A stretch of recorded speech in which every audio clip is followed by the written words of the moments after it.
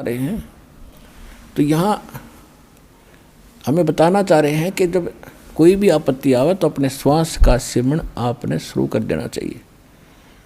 और उस श्वास उस केंद्रित, जैसे मौला बैठा मोर्चे और देखे जन की भेड़, भेड़ माने भिड़ंत, यानी किस तरीके से ये लड़ता है। जैसे एक सैनिक है और उसके पास बंदूक है, गन है, अब वो गन न छोड़ के और पत्थर ठाको मारने चल रहे तो किसा क्या कल है उसके अंदर। तो आपको ये सतनाम, ये नाम की एक बंदूक दे रखी है, हथियार दे रखा है इस काल के दूतों के साथ लड़ने के लिए। अब जब आपके ऊपर आपत्ति आती है, यम के दूत आते हैं, चाहे परमात्मा ने लिखा, गरीबदास जी ने लिखा है कि वो परमात्मा आपकी हर गतिविधि देखता भक्त की, और आपको ये भी देखता है कि वो किस तरह से उनसे निपटेगा काल के दूतों से।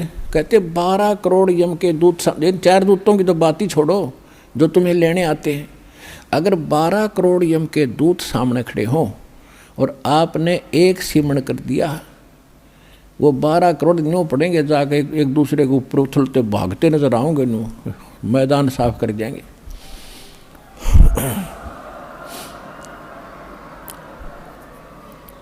अब कहते हैं मौला बैठा मोर्चे, मौला माने वो परमात्मा अपने स्थान पर देखा और आप बैठे, मौला बैठा मोर्चे देखे जन की भेड़।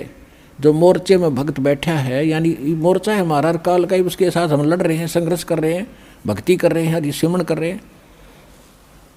और कहते हैं उस जैसे आपत्ति आती है उस समय अपना सिमरण शुरू करो दाता का, सब बातें भूल के।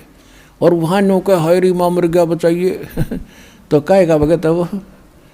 तो परमात्मा ये देखता है कि वहाँ आप कैसे, कौन सा फार्मूला अपनाओगे, तो वो तरीके आपको यहाँ बताए जाते हैं। तो वहाँ एग्ज़ाम होगा त्रिकुटी बजा का आपका।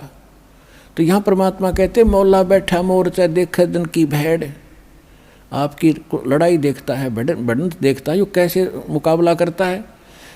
बंदूक धर के पत्थर ठाता है या बंदूक का दिखावा है, तो फिर ज़्यादा फर्क पड़ जाए, बंदूक दिखाते हैं तो सिमरण स्वरूप नाम के सिमरण से संकट टलेंगे। और कहते हैं 12 कोट जम किंकर जहाँ 12 दूत यम के दूत सारे के सारे आपके सामने आ जाओ, और एक नाम की खैड़, खैड़ माने टक्कर नुमारा, सब गिरता चल है, तगड़ा आदमी होता है। तो ऐसे वो मंत्र की इतनी ज़बरदस्त शक्ति है, क्योंकि ये ज्ञान जो बोला गया था सिंपल और अनएजुकेटेड व्यक्ति थे, उनको सिंपल लैंग्वेज में समझाना था। तो वो परमात्मा आपकी बढ़ंत यानी आपकी एक्सरसाइज देखता है कैसे कर रहा है।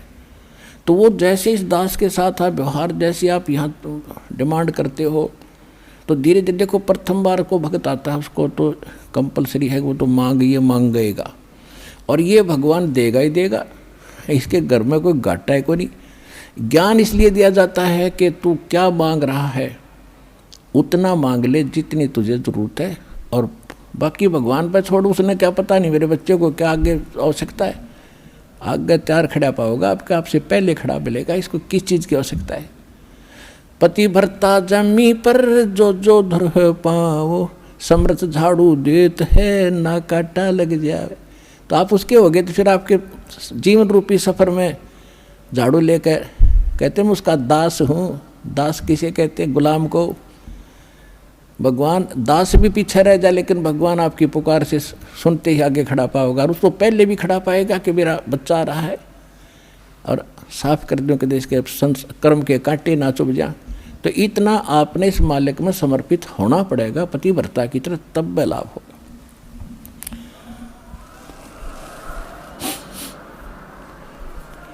जब आप त्रिकुटी पर पहुंचोगे, अब जैसा भाव आपका यहाँ है, जैसे सोपन में भी फिर ऐसा ही करते हैं, जैसा आप अपने जागृत जीवन में कर रहे हो दिन में, ऐसा ही आपका फिर सोपन होगा।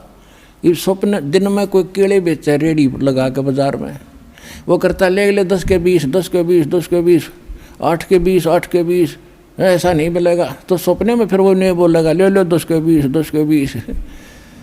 तो अब जैसा रिहर्सल आप यहाँ कर रहे हो, जब आपकी मृत्यु होगी आपको सौपन होगा, और उस सौपन में आप जो यहाँ कर रहे हो वही वहाँ बोलोगे जाके भगवान के दरबार में, भगवान के सामने।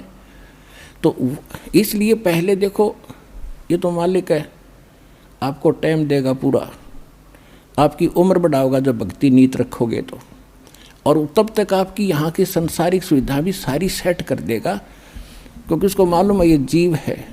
और कितना ज्ञान सुना ले, जब तक, अब सीधी सी बात है, जब तक पैर में काटा है, इतना कितनी सलाह दे ले, जूता पहन ले, जूता पहन ले, कतई नहीं पहन सकता। वो तो काटा काट निकालना ही पड़ेगा जब जूता पुराना है तो ये दास आपसे भक्ति करावेगा तो आपके ये कर्म के काटे ये दुख जरूर दूर करेगा, ये गारंटी समझे।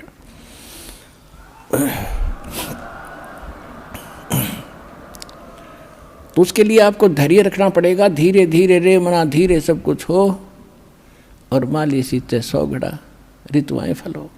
फिर गुरु मानुष कर जानते, गुरु बिन माल, गुरु मानुष कर जानते ते नर कहीं है अंध, ओहे दुखी संसार में फिर आगे काल के फंद।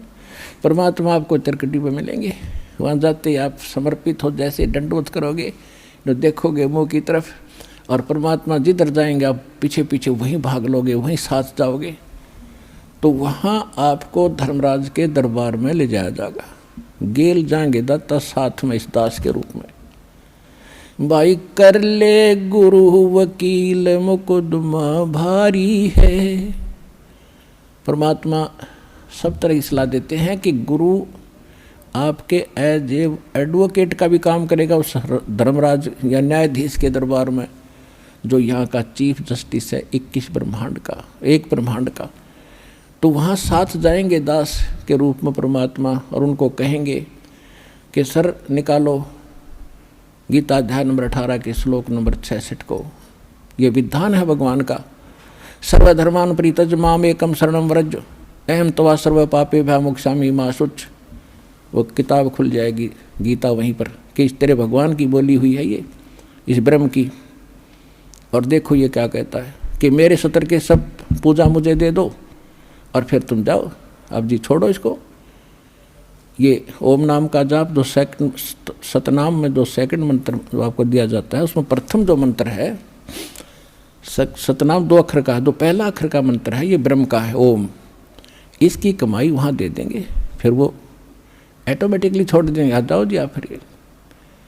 और फिर दूसरा मंत्र है सतनाम का, दूसरा अक्षर है, उसकी कमाई फिर अक्षर पुरुष के लोक में देंगे जाके, वहाँ भी आपके साथ रहेगा परमात्मा इस दास के रूप में। और जब फिर 11वां द्वार पार किया, फिर 12वें द्वार को पार करके तब सतलोक में जाया जाएगा। ये 11वां द्वार, कोई 10वें द्वार तक अटक रहा है, एक ने कितने 11वीं खिड़की पर सुन ली अधूरा से अधूरा। ये थे नीम हकीम, ये मधु परमहंस रांजडी वाला, 11वीं खिड़की आ गई, किसी नहीं पाई आज तक। ये थे काल के दूत। और परमात्मा को पता था कि इन मेरा संत धोएगा जाकर, सारे की पोल पाड़ देगा। तो वो 12वां द्वार पार करके सतलोक में प्रवेश करेंगे और तब वहाँ चले जाएंगे जहाँ लौट कर कभी नहीं आते। तो परमात्मा की भक्ति और साथ में गुरु का यूँ सहयोग आपको सदा बनाए रखना पड़ेगा। गुरु को सिर पर राखियो, गुरु सौंप्या सिर सौंप्या गुरुदेव को, सफल हुआ ये शीश नित्यानंद, इस शीश पर आप बसे जगदीश। कोटि जीव कोटि शीश तन दे लिए, जमराजा की फेंट एक शीश देख ले, सतगुरु अपने की भेंट।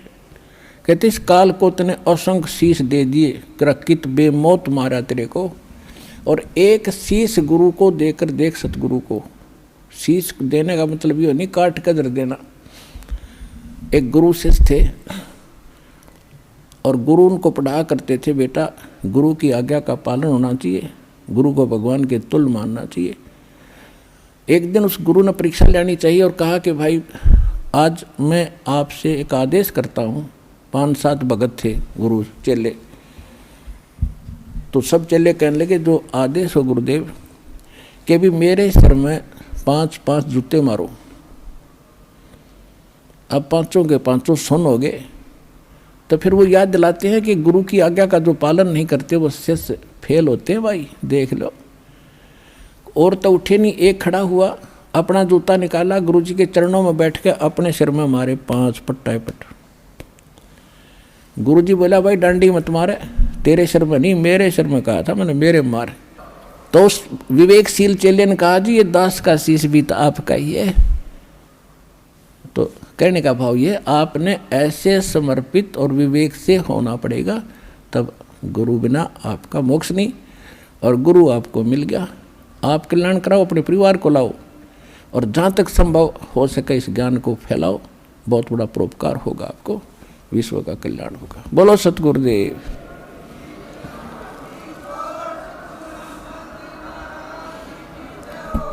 अब आपको कुछ भक्तों के अनुभव सुनाएंगे, ध्यान से सुनना, ये बार बार समय नहीं मिलता बच्चों। या एक एक अक्षण आपका बड़ा कीमती बहुमूल्य है, जो भगवान आपको यहाँ लाए हैं। ना यहाँ आना कोई बच्चों का खेल है, बगैर परमात्मा की रजा से आप इधर मुंह भी नहीं कर सकते। स्पेशल लाया आपको, चाहे कुछ भी कारण बनाया, चाहे दुखी करा चाहे सुखी करा, आपको ऐसे स्थान पर ला कर बैठा दिया। अब चर्चा सुना करो, एक एक शब्द को ऊपर विचार किया करो। अब सुनिएगा वो भक्तों के अनुभव।